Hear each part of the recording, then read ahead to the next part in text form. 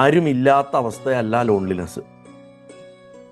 ജീവിതത്തിൽ അർത്ഥമില്ലാണ്ടാവുന്ന അവസ്ഥയാണ് യഥാർത്ഥ ലോൺലിനെസ്. ഒറ്റപ്പെടൽ എന്ന് പറയുന്നത് അതാണ്. മീനിങ് ഇല്ല. മറ്റൊരാളുണ്ടെങ്കിലേ തൻ്റെ ജീവിതത്തിന് അർത്ഥമുണ്ടാവുള്ളൂ എന്നുള്ള മിഥ്യാബോധം മനുഷ്യൻ്റെ മനസ്സിലെപ്പോഴും ഉണ്ട്. മനുഷ്യനൊരു സോഷ്യൽ ആനിമലാണല്ലോ. അപ്പോൾ അവിടെ നിന്നാണ് അതിൻ്റെ സ്റ്റാർട്ടിങ് പോയിന്റ്.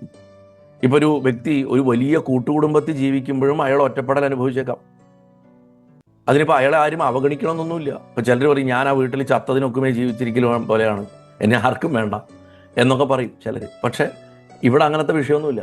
എവിടെയോ നമ്മുടെ മൂല്യം നഷ്ടപ്പെട്ടു എന്ന് നമുക്ക് തോന്നുമ്പോഴാണ് ഒറ്റപ്പെടൽ വരണത്. മറ്റുള്ളവർ നമുക്ക് തരുന്ന മൂല്യം, അത് ചിലപ്പോൾ ഭർത്താവാം, ഭാര്യയാവാം, കുട്ടികളാവാം, ആരുമാവാം, ആ പോയിന്റിലാണ് ഒറ്റപ്പെടൽ സ്റ്റാർട്ട് ചെയ്യുന്നത്.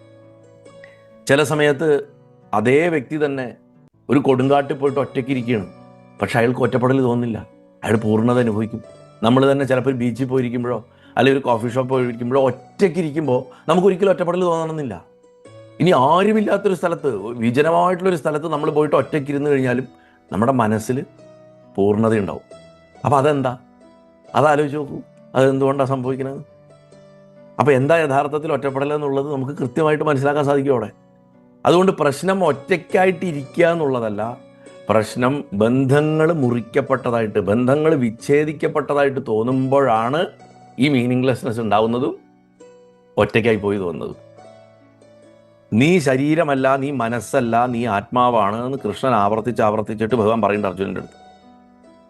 ഒറ്റപ്പെടൽ എന്നുള്ളത് മനസ്സിൻ്റെ ക്വാളിറ്റിയാണ്, ആത്മാവിൻ്റെ ക്വാളിറ്റിയല്ല. ആത്മാവിന് ഒറ്റയ്ക്കാവാൻ സാധിക്കില്ല.